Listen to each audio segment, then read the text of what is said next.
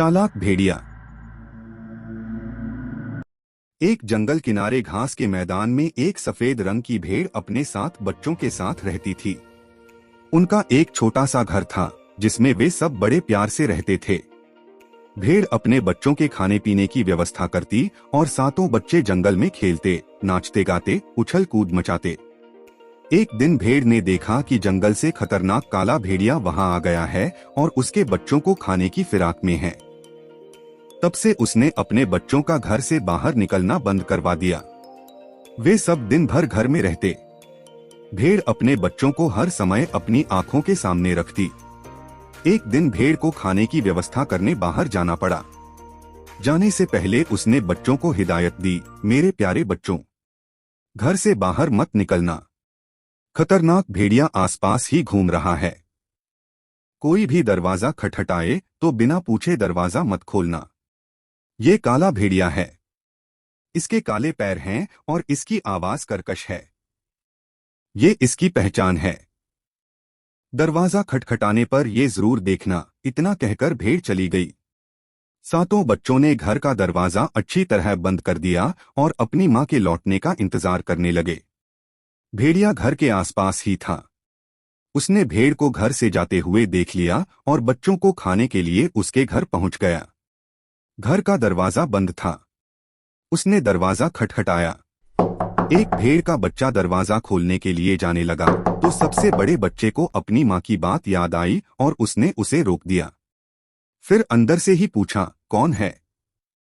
मैं तुम्हारी मां हूं मेरे प्यारे बच्चों, भेड़िए ने उत्तर दिया। भेड़ के बच्चे उसकी आवाज पहचान गए। वे बोले, नहीं, तुम हमारी मां नहीं हो। हमारी मां की आवाज मीठी है और तुम्हारी कर्कश। तुम काले भेड़िए हो। चले जाओ यहां से। भेड़िया वहां से चला गया। वह सोचने लगा कि कैसे अपनी आवाज को मीठी बनाऊं। तभी उसे मधुमक्खी का छत्ता दिखाई पड़ा।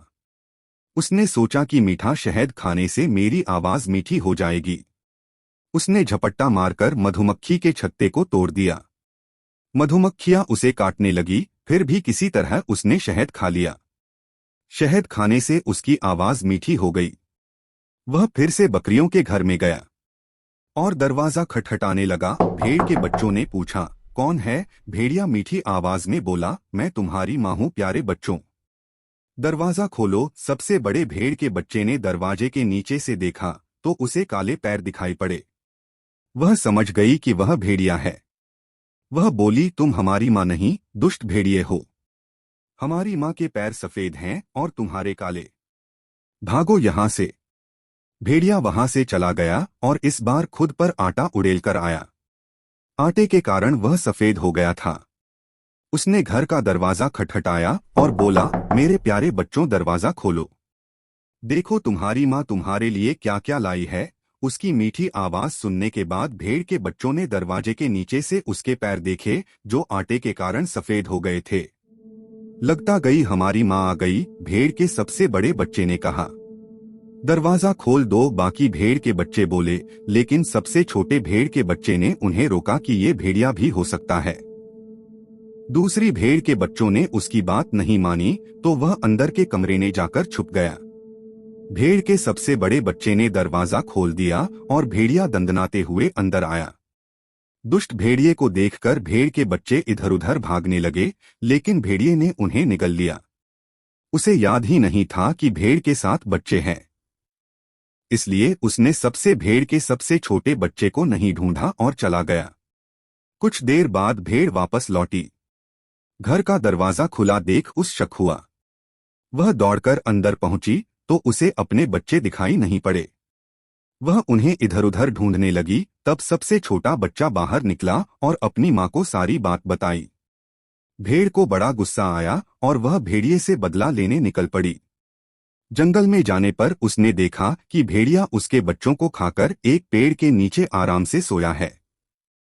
उसका मोटा पेट देखकर भेड़ समझ गई कि उसने उसके बच्चों को साबुत ही निगल लिया है। उसने सोते हुए भेड़िया का पेट चीर दिया और अपने बच्चों को सही सलामत बाहर निकाल लिया। फिर उसने भेड़िए के पेट में पत्थर भरकर सिल दिया और अपने बच्चों के साथ घर लौट गई। भेड़िए की जब नींद खुली तो उसे प्यास लगाई। वह नदी की ओर जाने लगा। पत्थरों के वजन से उसे अपना पेट भारी महसूस हो रहा था और उसे चलने में कठिनाई हो रही थी। फिर भी वह किसी तरह चलकर नदी तक पहुंचा और झुककर पानी पीने लगा। लेकिन उसका पर फिसल गया। वह नदी में जा गिरा और पत्थरों के बोझ के कारण वह नदी के पानी में डूब गया। भेड़ और उसके सातों बच्चे खुशी खुशी रहने लगे। सीख: बुरे काम का बुरा नतीजा।